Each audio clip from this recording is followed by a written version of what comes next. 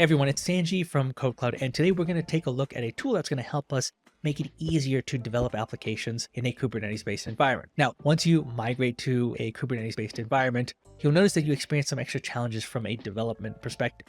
Right? How do we handle hot reloading, which in this case is anytime you make changes to your code, how do we get that code synced up into our Kubernetes cluster? As well as how do we handle debugging, right? Once you deploy an application onto Kubernetes, how do you debug it? It's in a cluster. It's not running on your local machine. And so some of these challenges have been addressed by a variety of different companies, and there's a variety of different tools that have been created to address these issues. We're going to take a look at one of them called Tilt. So Tilt is just a tool to make our lives a lot easier when it comes to developing applications for Kubernetes. It provides several features like hot reloading so that we don't have to build a brand new image every time we make a code change, push it to Docker Hub, then deploy it onto Kubernetes and then test it out. It does hot reloading, so anytime we just make changes to our code, it's going to sync it with Kubernetes so we can just get an instant feedback on how our code is doing. It also provides other tools like making debugging easier for anything that's been deployed onto Kubernetes, and you can even take snapshots of a certain time where you experienced a bug or unusual behavior, and you can take a snapshot of that and share it with your coworkers so that they can also take a look at that exact same scenario. So it makes development so much easier, so much more enjoyable in a Kubernetes environment. So let's go ahead and dive into it and take a look at how we can utilize Tilt to make our lives that much easier when it comes to writing code in Kubernetes.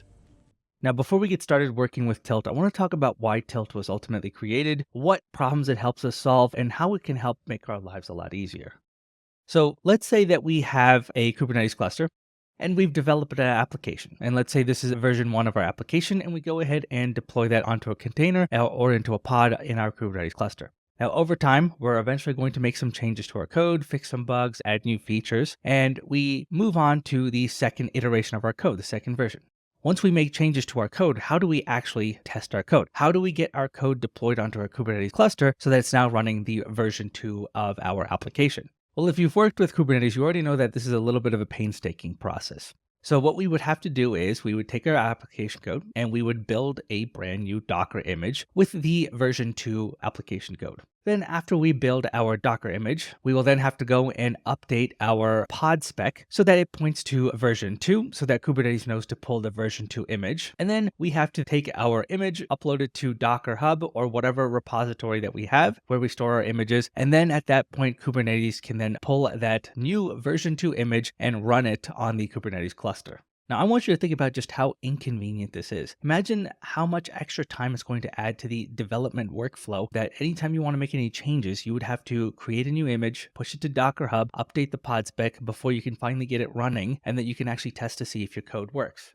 Now, wouldn't it be nice if we could have the code on our local machine automatically sync with the code running in a pod? This would obviously simplify everything because now we don't have to create an image, we don't have to push it to Docker Hub, we don't have to update any specs. We could just have our code updated in real time with our container, almost like a bind mount for Docker, but this time we would have essentially a bind mount for Kubernetes. And so this is one of the reasons why a tool like Tilt was ultimately created. This is one of the challenges that we have when it comes to developing applications on Kubernetes.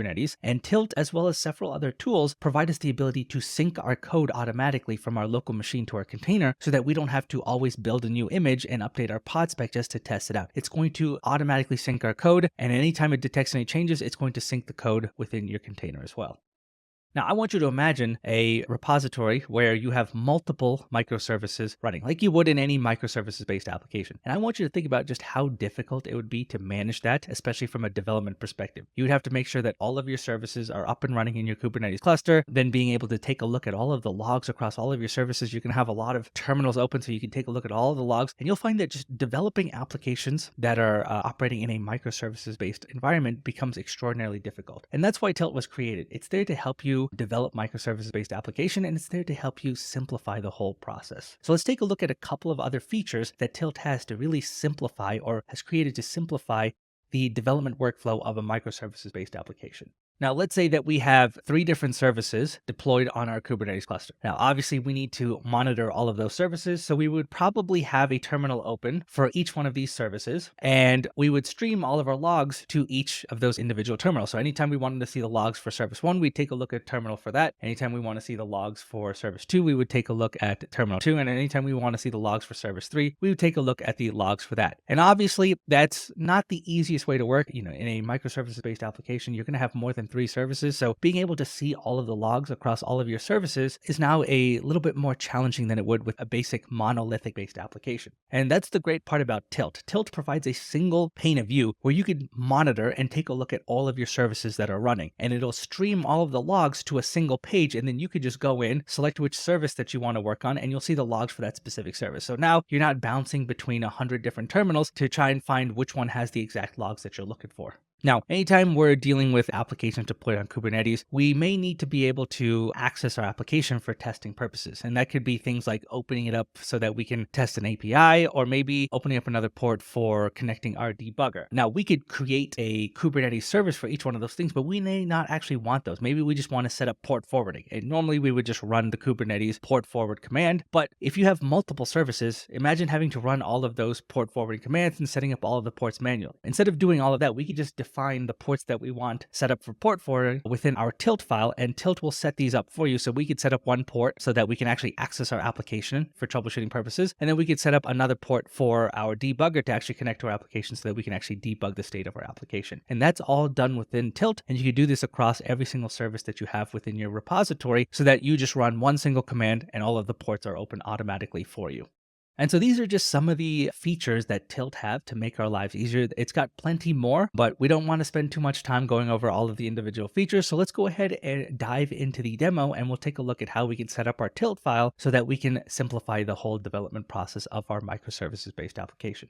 Okay, so let's move on to the demo now. And I've got this project structure here where I've got 2 different services. I've got an auth service and I've got a product service. And they're both configured relatively similar, but I just wanted to kind of show you guys how you would set this up in a microservices-based environment. So if we take a look at the auth folder, which contains the auth service, you can see that we've got a Docker file, which shows us how to build the image for this specific service. And you can see here, it's just a simple Node.js application. We can see all of the different packages that we need for our Node.js application, and our source code is going to be in the source file. And there's just an index.js file and an index.html file. And then if we go down to the product service, it's going to be set up pretty similar. We've got the Docker file in the root of that products directory. We've got the package.json, which is going to contain all the dependencies. And then in the source folder, we're going to have all of our source code, which is the index.js file and the index.html file. And then in our K8s folder, this is going to contain all of our Kubernetes manifests. So we've got a auth deployment. So this is going to be a deployment file for our auth service. And you can see here, it's just going to load up an image called auth. And then we've got one for the products as well. So this is just going to be a deployment spec for our product service. And we can see that the image that's going to be loaded is called products. Now, I don't have products image in Docker Hub, and I don't have an auth image in Docker Hub at the moment. And that's okay. The great part about Tilt is that it'll build it locally so that we don't have to worry about uploading it to Docker Hub and then pulling it into our Kubernetes cluster. It's going to do it all locally to make it as quick and snappy as possible. Now, to work with Tilt, we're going to have to first download it. So if you go to tilt.dev and you go to download Tilt, this is going to give you the instructions on how to install Tilt depending on your specific operating system. It's usually just 1 or 2 commands that you have to run, and it's going to set everything up for you. So pretty straightforward. Now, let's go back to our code.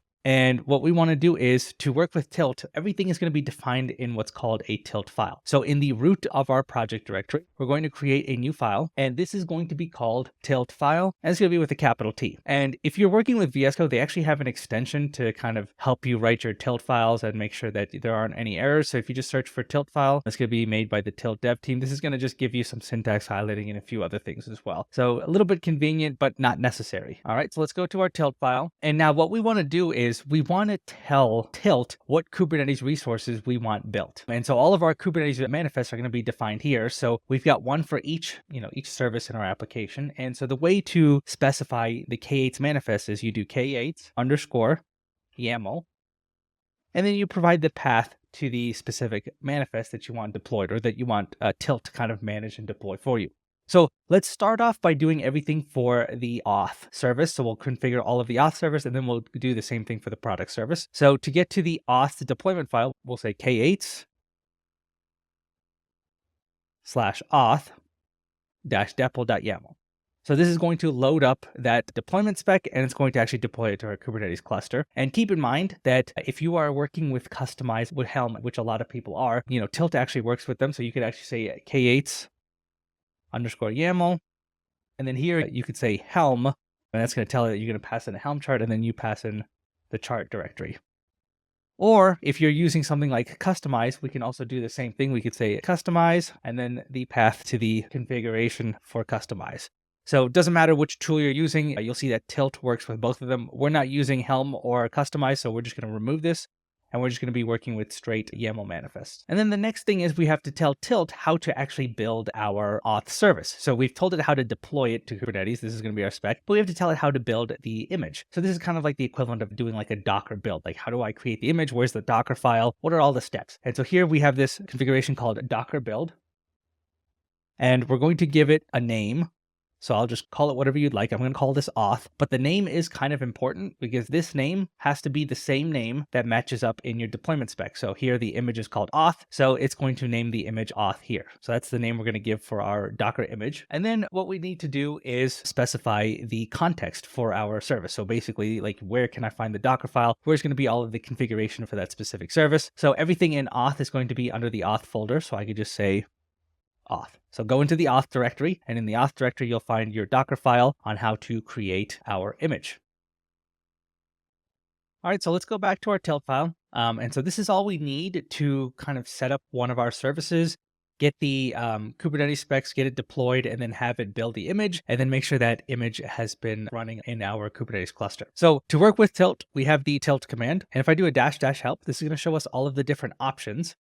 And so you can see here, we've got several different options here. What we want is the up command. So we'll run tilt up, and that's going to kind of get everything deployed and up and running so that we can actually test out our code. So I'll do tilt up, and you can see it gives us a URL. So I'm going to select that URL, and it's going to open up a window in our browser. And you see that there's a list of resources that Tilt is managing. And let me zoom in for you guys so that you guys can see this a little better. We've got the tilt file itself, and if I select this resource name, it's going to show us, successfully loaded a tilt file. It's not going to give us any other information. The tilt file just has all of our configurations, but if we made any errors in our tilt configuration, it would point that out here. So we could take a look at all of the errors being thrown by the tilt file itself, but it looks like everything's good to go. So let's take a look at the other resource, which is our auth deployment. Now you can see it's green and it's completed, which means that everything is good. And we can see that it was completed 45 seconds ago. So if I select this, it's going to show us all of the logs for this specific resource. And obviously the auth deployment is going to line up with the auth deployment spec here. So this is the resource that Tilt is going to deploy and manage for us. And if we take a look at the logs, you can see step 1 of 3, it's going to build the Docker file. So it's actually running through our Docker file, and it's building the image for us. And then here, step 2, it says pushing the image that it generated. You can see here it's auth, and then it's got some, random hash or whatever else to kind of give it a unique name. But the great part is it skips the pushing. So it's going to just build it on the cluster's container runtime, and then it's going to deploy it. And what it's going to do is it's going to take that image and it's going to swap it out into our deployment spec. So it actually goes in, and in real time, it'll basically just update the image to use that specific version. It'll deploy that specific resource. You could see that it went ahead and deployed it, and it took about, you can see here, building the Docker file took 30 seconds. Step 2, pushing it, didn't need to push it, and then actually deploying the deployment spec took about 0.02 seconds. And so everything has been deployed. And if I go to my terminal, and I'm going to open up a new tab, and I do a kubectl get deployment, you're going to see that we have one auth deployment. And if I do a kubectl get pod, you should see the auth pod associated with that deployment. So just by running tilt up, it went ahead and created the image or built the image and then deployed it onto Kubernetes so that we can actually test out our code.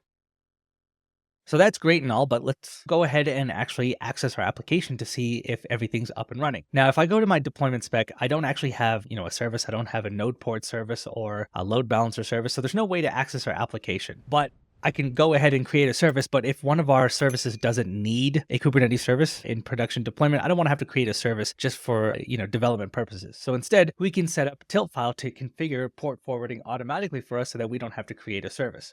And so to set up port forwarding, we just do k8s_resource. And then you specify the resource name, and the resource name is going to be, in this case, auth-depl. So this is going to be the actual deployment or the pod spec name. And so whatever you have here, right, auth depl, you want to make sure that it matches up with this. So I'll do auth depl, and here we want to set up port forwards.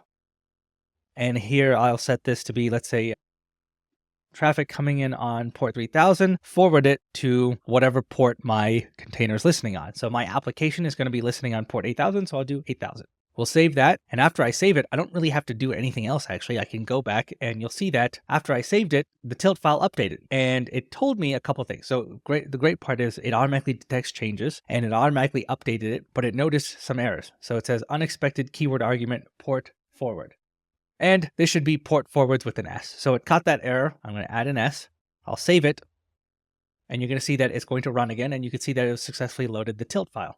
So now if I go back to my auth deployment, you'll see that I automatically have a link to go to port 3000, which is what we opened up for port forwarding. So I can just go on the terminal and check it, or I can just select this link, which I think makes life a lot easier. So if I select this, we can see we are accessing the auth service. So this just confirms that our application's up and running. And the great part is Tilt has now automatically set up port forwarding for our services so that we don't have to manually do it every time we want to test this on our local environment. All right, so let's now set up the other service, which is the product service. So I'll create the configuration that we could basically just copy these two lines right here.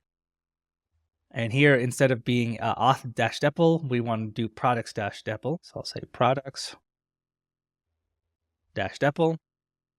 We'll call this image that we created called products, and the Docker build is going to be, the context for the Docker build is going to be in the products folder. So I'll say products. And if we want to, we can also set up port forwarding for this service as well. So I'll copy this line right here and I'll set this to be, how about 3001? And this service also listens on port 8000. So I'll save this. And now if we go back to our tilt file, right, we can see that tilt file was updated and we also have a products deployment as well. So if I take a look at this, we take a look at all the logs. It built the image.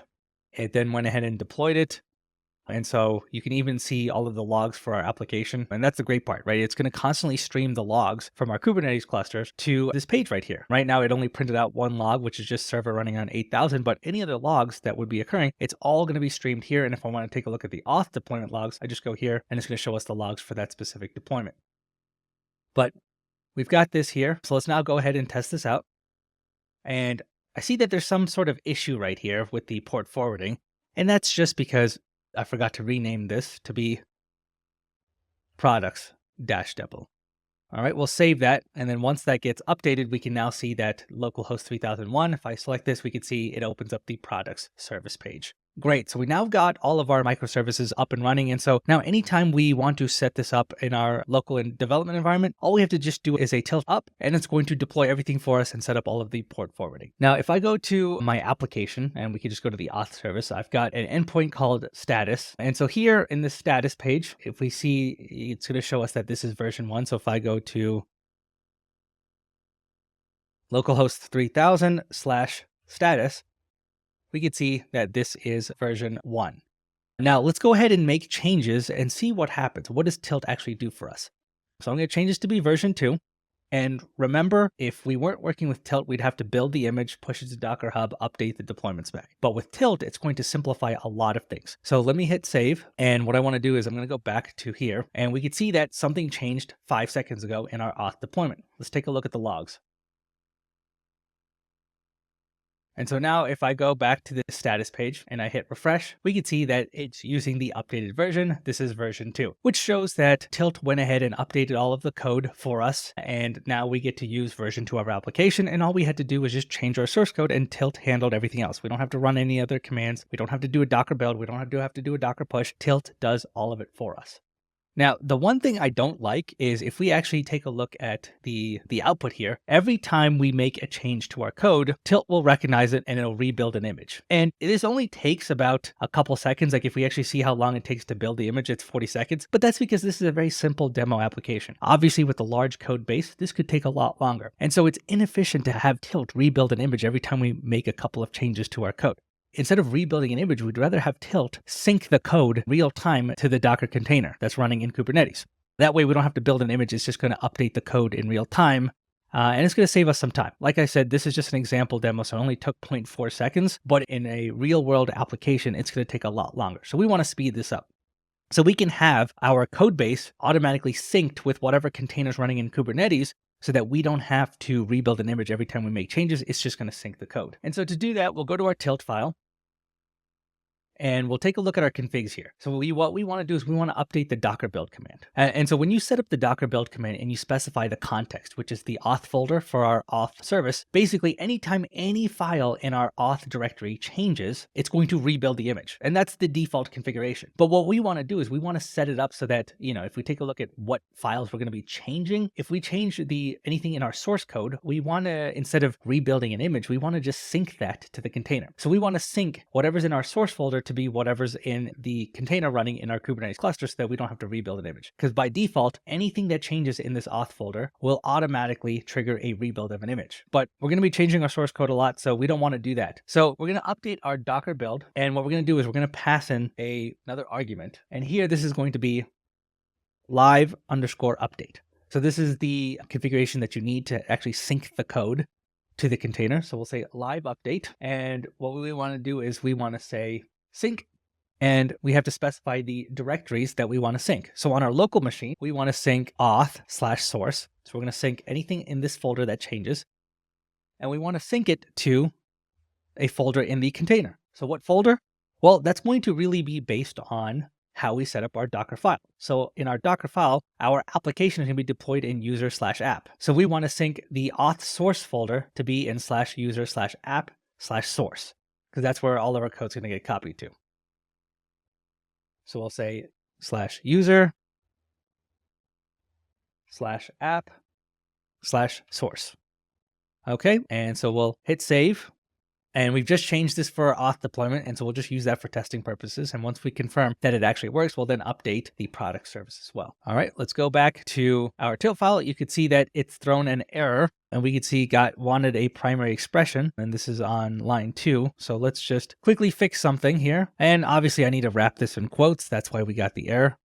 Oops, not there. Here. We'll save that. All right, now our tilt file completed. So I think everything should be working for our code sync. Let's try and see what happens if we change our source code. So I'm going to go into our source folder and change something. I'm going to change the index.js. I'm going to say, how about this is version 3. I'm going to hit save, and let's take a look at the output. So if we take a look at the output, it says it detected a change, and we could see we'll copy one file to the container. So this is kind of that hot reloading, or the syncing of our code. All it did was just sync that file to our container, and you could see the full directory on my local machine was then synced to the directory in our container. And this is going to look a little bit different than what we had before, because before, when we detected a file change, guess what? We went to the Docker file and we rebuilt the image and then updated the deployment. So this is obviously going to be a lot faster, especially with a larger code base. Having this sync is going to make things a lot easier. And so just to reiterate, anything that's in the auth source folder, any files that get changed will be automatically synced. So anything within this directory. However, if any other files change, right, it's going to trigger a full rebuild. I mean, that's the default behavior that we want. However, if you had like another test folder and you wanted to sync that, you could add in another sync line to sync the test folder as well. So it's ultimately up to you to determine when you want to trigger a full rebuild and when you want your code to just sync in real time. So usually you just want the source code to sync, so that's why I've set that up. But obviously, if we add a new package or dependency, then we want to trigger a full rebuild so that Docker file can then go in, do a npm install, and install the new packages. We wouldn't want to do live sync in that case. So that's an example of why sometimes you want a full rebuild and sometimes you want to do just a live sync. All right, so it should have synced our new application, which is, if I go to my source code, we see this is version 3. So let's go and test that out. I'm going to go to status. If I hit refresh, we could see, something happened. It still shows version 2. Well, why is that? Because the logs show that it synced this. So what's going on? Well, I'm going to, just for troubleshooting sake, I'm going to take a look at my pod. And I'm going to exec into that pod.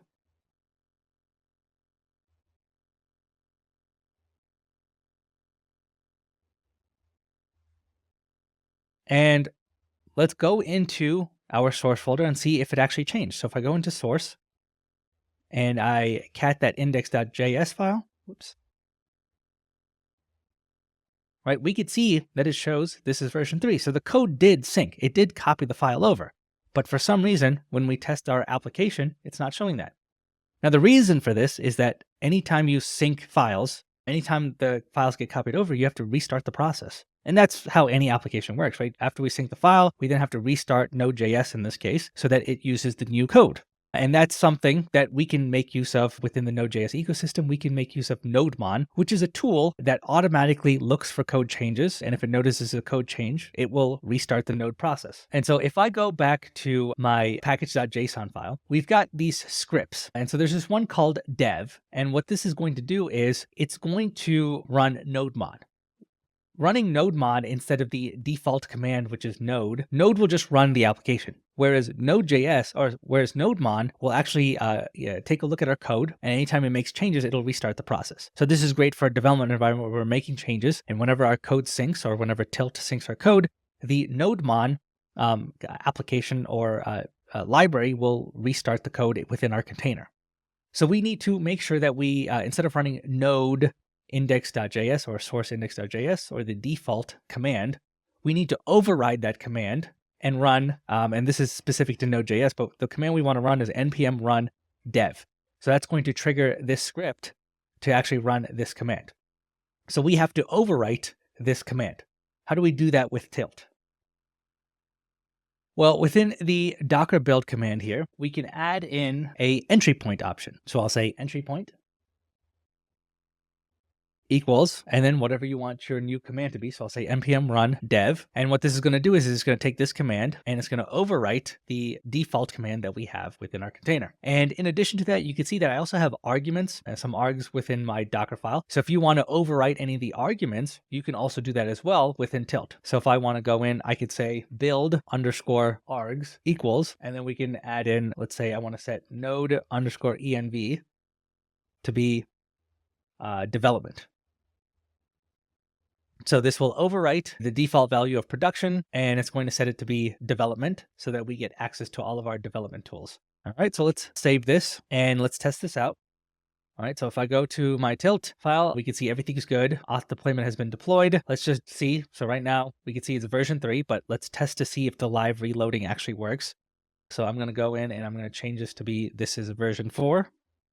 And so now if I run this, we can see, awesome, this is version 4.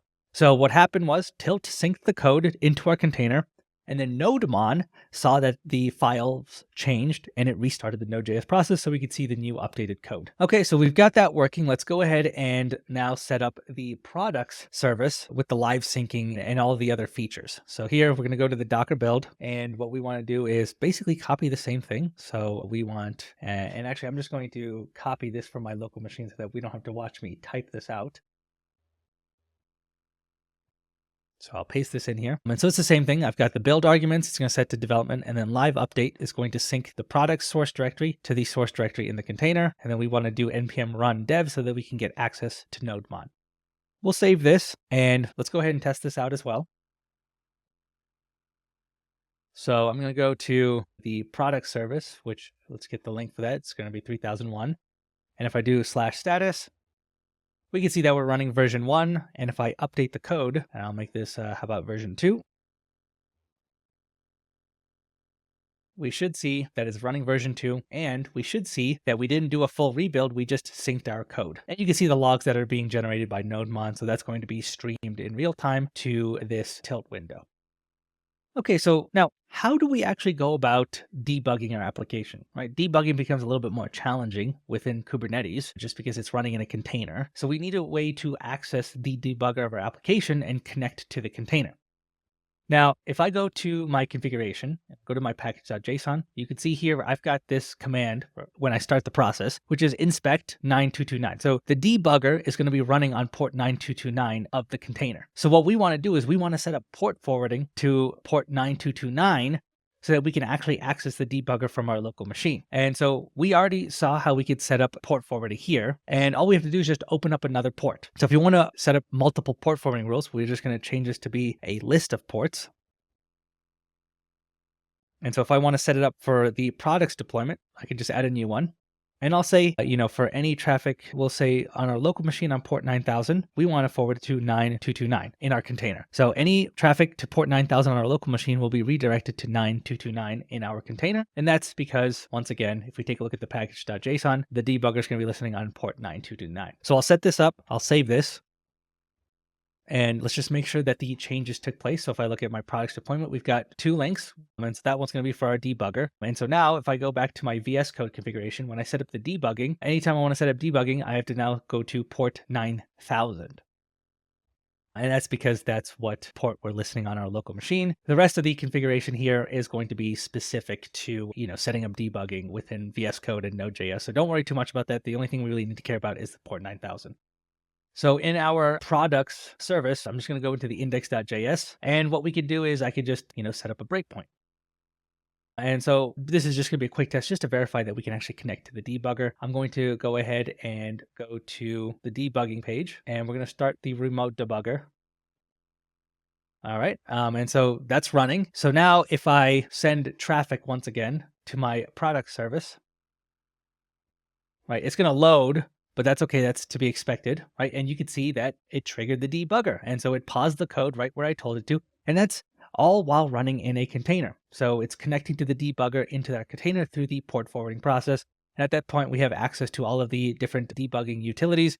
We could just hit continue just so it continues through the rest of the code, and we should get a response back. So that's how you set up debugging within Tilt. All you have to do is just set up the port forwarding to whatever port your container is going to be listening for the debugging process. So the last feature I want to show you guys is snapshots.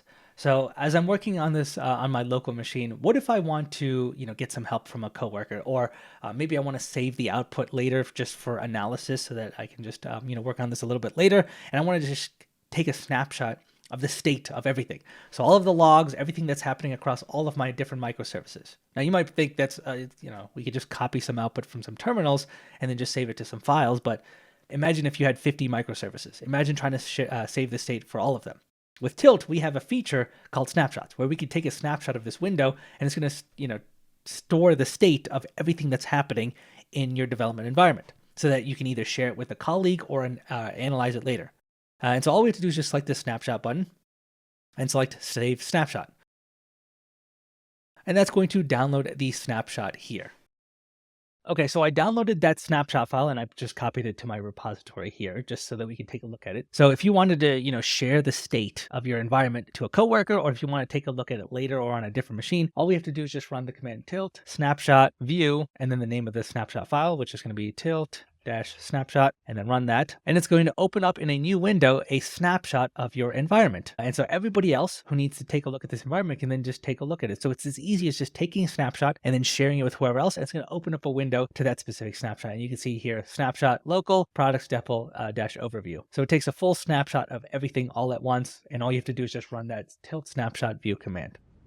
All right, guys, so that's going to wrap up this week's video. We got a chance to dive into a tool called Tilt, which helps make development a lot easier and more enjoyable in a Kubernetes environment. I know there's several other tools that also do similar things like Garden and Scaffold. And so I'm just curious to see, what is your favorite tool when it comes to developing apps in Kubernetes? Let me know in the comments below which one is your favorite. And if you guys would like me to, I can make a video on one of those other tools as well. Just let me know in the comments, as I said, and I'll see you guys in the next one.